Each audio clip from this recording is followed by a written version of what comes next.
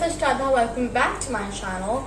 So, I had the honor to talk to the phenomenal author Tiffany Rosenhan, and oh my god, I had so much fun. And since I'm a nice friend of yours, we are book friends, we share, bookish stuff and all the goodness with each other. Alright, I'm gonna share that chat with you people. So yes, do continue watching this video up till the very end and let me know what you think about it. Please welcome the phenomenal author Tiffany Rosenhan. First of all, thank you so much, Tiffany, for this opportunity. I'm so honored to have you. Thank you for being here. Thank you for having me. I'm happy to be here. So, as I told you before, I've got a bunch of questions. Shall we get started? Yes, please. My first question: what has influenced you the most as a writer? Other writers. I would say I'm most inspired by storytellers, the way individuals tell a story and share details. As far as specifically for writing, I'm also inspired by people in general. I love brave stories of bravery and courage, and I'm kind of fascinated by the world around me, so much of it which I don't understand, but I have a great appreciation for people who choose to act bravely when the time arises. And that's always inspired me as a writer. All right. My next question: do you like audiobooks, physical books, or ebooks better, and why? I do not read ebooks, but I do engage with both physical books and audiobooks. I've kind of divided up the way I read. I read fiction in hardcover, and I tend to listen to nonfiction.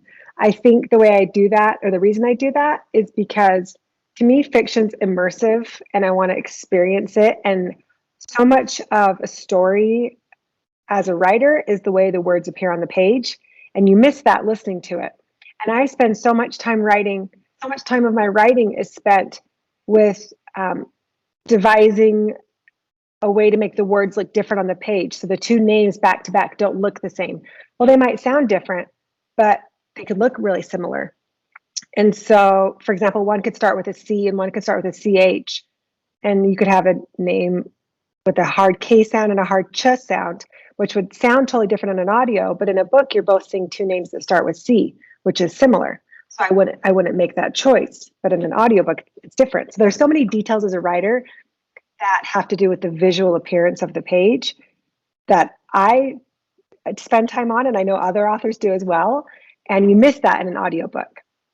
Whereas and it's also more of a story that I want to just engage with and live in. An audiobook is nice for nonfiction because often it's divided up chapter by chapter in a more succinct, not a plot, but a thesis per chapter, where you could really experience that chapter, learn, and as they're talking, the words they're using are meant to teach me something, and it's not about the visual effect on the page. So I've divided up, for the most part, I still listen to fiction. Particularly when I'm driving in the car with my girls, we love listening to audiobook fiction. It's always children books because the chapters are short, the stories are simple, it's easy to listen to when you're, maybe there's other noise going on. But I've really loved audiobooks for nonfiction. I feel like I can engage better that way. Okay. My next question: what behind the scenes tidbit in your life would probably surprise your readers the most? Ooh, I thought about this one. I don't know if people know that I'm an identical twin.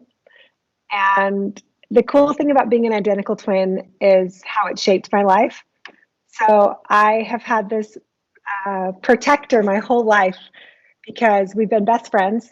And I always felt like it didn't matter what people said or did to me because I always had my twin sister who would just defend me and protect me no matter what. And it's given me this security blanket that the older I become, the more I realize how lucky I was to have it, because it enabled me to do things that maybe a single independent person wouldn't do because they didn't have that safety net. And so she has just really enabled me to take risks and anything, not big risks, but small risks. And we moved around a lot. And so I had this experience of moving frequently and going to new schools, and the experience of being new and not quite understanding the dynamics of a school. But at the same time, I had my twin sister, so I was never alone. I never experienced what can often be semi-traumatic for people to move and go to a new place. I had the benefit of experiencing something new without the trauma of feeling alone. And that was a gift. So I feel like that's kind of shaped my adult life, is that identity of being an identical twin. So. Okay, this is kind of funny. What is the funniest typo you have ever written? Typo? Oh, well, this is an easy one because I do it all the time. Especially if I have 4 daughters and they've all slowly gotten into Harry Potter. So they've read, the older girls have read them all multiple times. I've read them hundreds of times, it feels like. Maybe not hundreds, dozens. So if I'm reading Harry Potter to one of my girls, or one of them were listening to the audiobook, I will constantly mistype which, as in which one, for which, WITCH. Just always. Oh my God. And I do it constantly. I'll find it in an old manuscript. I'll find it in a draft I'm reading, and I'm like, oh, there it is. It's bound to come up in a story when I misplace or mistype which for which. My next question: what is your favorite time to write and why? This has changed over the years as my girls have gotten older. They used to have a bedtime at 7:30, and I'd have hours in the evening to just of uninterrupted silence to write. Now they're older, so that doesn't happen. So I'm less particular about the time of day and more particular about the level of interruptions. So my best time to write is typically a block of time where I will not be interrupted.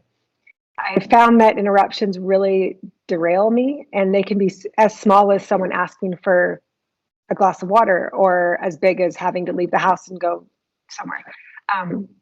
So I found that my most successful writing time is 3 to 4 hour block without being interrupted.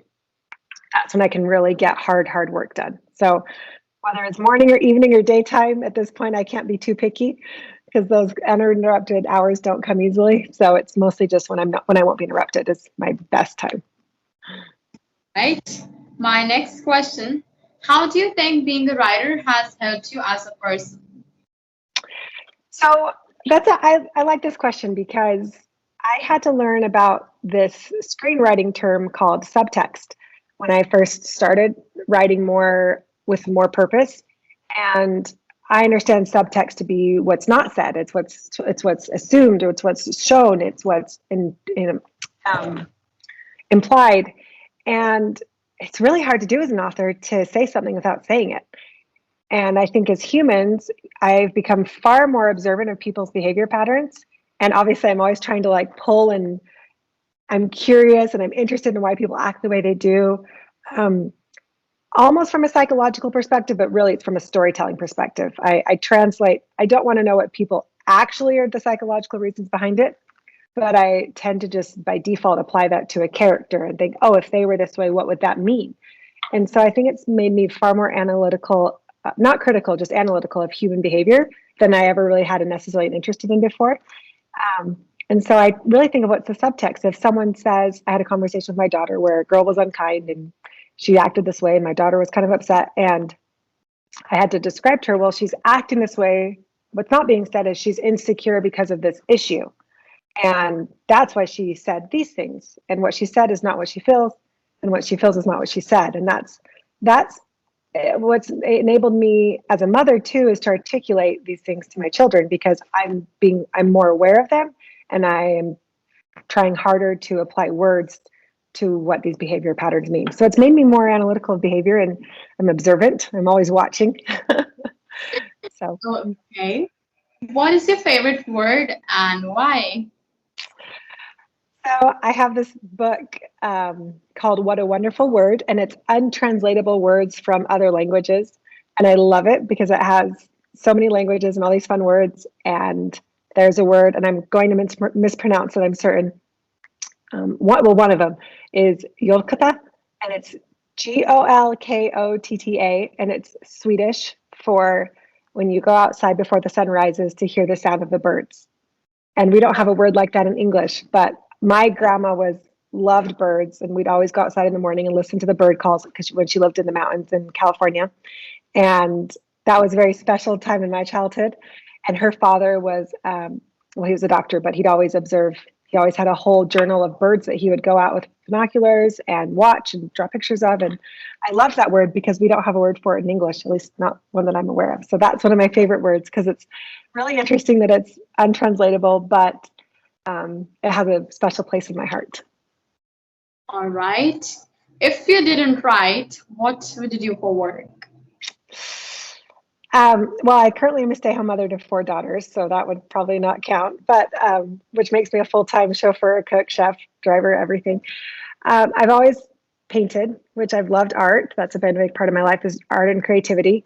But when I was in college, I really wanted to join the Foreign Service, and I thought I'd either join the CIA or the American Foreign Service and work abroad on behalf of NGOs. And I've always loved international relations. That's what I studied. Diplomacy has fascinated me. The way development works fascinates me. And so I think I'd probably insert myself into an NGO and try to, I don't know, tag along with people who are doing good work. All right. Now, this is kind of a weird question that I'm asking you, but I'll ask it anyway. Do you Google yourself? I don't, actually. I know my agent has I'm sure he has a set on his phone in case something pops up that he needs to be aware of, but I don't have a lot of, no secrets, I guess. So I do have a website now, so that I have Googled myself as I put up the website, but usually things are attached to my book. So I'll Google the book if I need to, but there's nothing really about me specifically. So I don't. Maybe if I was a celebrity, I would. Who's your favorite celebrity? If you were to be a celebrity, which one would it be? Oh, that's a great question. I have to say I'm a huge Kate Middleton fan, always have been. So I think she's held herself so well during such scrutinizing circumstances, and she's hardworking, and I love her mission to support young children's health. So I think I'm going to take the easy answer and say Kate Middleton because she's awesome. All right. The Duchess of Cambridge, I guess I should say. Okay. What are your favorite novels? I have many. I cannot narrow this down ever. As far as children's fiction, I will always say Harry Potter because I've never read anything more and I've never been more submerged in a story than I was with Harry Potter. But I've got plenty. One of my favorite war stories of all time. I read a lot of military history, war history, obviously that history of interest in government and military tactics. But All Quiet on the Western Front shook me. I was just fascinated by the way it was written. Anything by Hemingway. I am a Hemingway fan. I know he's not for everyone, but the way he tells things so succinctly, and he is the master of subtext. There's a line, and I'm going to forget which book it's in, but he talks about the girl with the unforgettable smile, and her smile is unforgettable because it's not because it's beautiful. I think she's missing her teeth, if I remember right. And so he uses the word unforgettable smile, which we would normally associate with beauty. And he says it because it's not. I think her teeth are missing, if I remember right. And he's just a master of words. So I have many. I could go on. I just finished Ken Follett's Pillars of the Earth, which was fantastic. But I'll read things for words. I'll read things for a story. I'll read things to learn something. So I'm very uncritical. If it's written well, I pretty much will read it. Do you like Twilight? I do, actually. I loved the first one, but by the time they came out, I was married, and so I don't know if I was quite in that demographic. But I loved the first one, and I think I continued to read all 4 of them. But the first one was by far my favorite. So I was a huge Twilight fan. Maybe not a huge Twilight fan. I read it and I really enjoyed it, but I think I was a little bit older when it came out. This is something I'm really obsessed with. I'm totally obsessed with the Shadowhunter Chronicles by Cassandra Clare. My chance have you read? I have not, but I have to tell you, I have them and they're on my list, so I will read them. I will read them. Okay, I have to read them. I started watching the TV show a few years ago when it came out, but I heard the books are way better, so I stopped. Don't watch the TV show. I literally was reading the whole thing, and then I said okay, let's watch the TV show, and I actually spent 2 days watching a whole season. And by the end of the season, I was like, I actually wasted my 2 days. Don't do it. No, And not it's fantastic. okay. I will read those because I own them and I need to read them. I have got a backlog, and where I live in Utah, there's some really great fantasy authors. So I've really enjoyed fantasy in the last few years, maybe more so than I ever had before. So I'm excited. Mm. My next question: what book are you currently reading? Two. Well, I just finished. I'm actually, as a young adult author, I feel like I read pretty much everything in young adult. So on my night shelf right now, I have The Hate You Give, and I have, I'd have to go look actually. Hate You Give. I just finished The Dutch House by Anne Patchett. I finished, oh, there's another book called Ice Whale, which is an old Jean Crackhead George, sorry, Jean Crackhead George book. And it's about the Inuit population in northern Alaska and the whales. And it's an older book, but it's fascinating, but it's middle grade fiction. So I just finished that. I've got a huge variety. I really just read from middle grade up to young adult nonfiction, or excuse me, adult nonfiction, because it all instructs me in different ways. And my most favorite book I've read this summer was totally unexpected. And it was about a woman who traveled the northwest coast of Canada with her 5 children and no husband during the 1930s. And I just couldn't believe her bravery. And I just can imagine what she did in that time period alone on a boat in the ocean by herself. And the most fascinating part is in the forward of that book, the man talked about how I think it was upwards of like 60 to 70% of the animal life that she talks about is extinct. So books like that really inspire me for different reasons. So I'd have to say young adult specifically. I mean, Sarah Larson, I have a friend, Sarah Larson, she just came out with a new series, Sisters of Shadow of Light. That's fantastic. I love that. Gosh, I'd have to go look at my nightstand, but there's a bunch. That's okay. Now, this is I call reading work. this is a bit of a hypothetical question. If you could live in one novel or say story, which one would it be? Definitely historical fiction. I'd have to choose my favorite time period of all time. I don't think I can answer this one. I'd have to say, yeah, I don't know. I mean, I'd want to go to Hogwarts. I guess that's the easy answer. That was my dream for like 15 years. I'd probably say Hogwarts. Just plop me down in northern Scotland in a castle and I'd be happy. Okay. Now, I guess since you love historical fiction, maybe you like this question too. If you could time travel, would you like to visit the past or the future? Oh, the past. Now, sure. to make things a bit more interesting, if the time machine had a glitch and you end up in the Reign of Terror Robespierre one, what would you do then? Find a very good ally that I can trust. I hope he knows what to do. Nice. Okay. Now I don't have any counter question for that one, so let's move on. If you could describe yourself in 3 words, what would they be?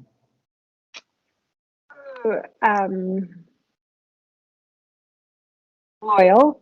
I consider myself a loyal friend. Creative. I love building things in my own head, hopefully in real life too. Loyal, creative, and I'd say spiritual. I have a very strong sense of my inner identity, and I feel like so many of my decisions and my perception is shaped by who I view myself or how I view myself in a spiritual way.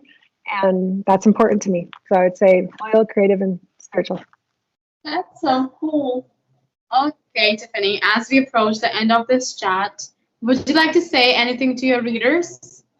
Well, thank you so much for reading Girl from Nowhere. Thank you for following along on Sophia's story.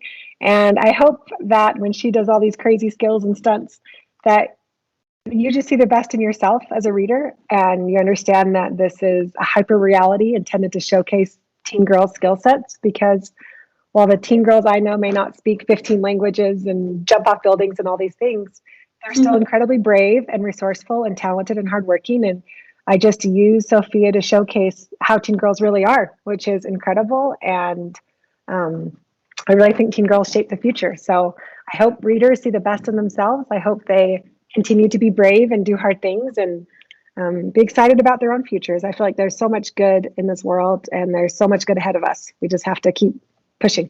So sweet. So far, this one is one of the most interesting answers I've heard to that one. It was beautiful. Thank you, Tiffany. Well, thank you so much for having me. Oh, it was an honor to have you. Thank you so much for this opportunity. Thank you. Thank you. You take care. You too. Thank you. I sincerely hope you enjoyed this chat as much as I did, because honestly, I had heaps of fun. Thank you so much, Tiffany, for your time. It meant so much to me that I got the opportunity to talk to you. Also, people, there's this book called The Girl from Nowhere, written by Tiffany Rosenhan, and it's amazing. You need to read it right now. I'm leaving the link to buy that book in the description box. Do check it out. This was it for this video. I'll see you guys super soon, and in the meantime, start reading Tiffany's books.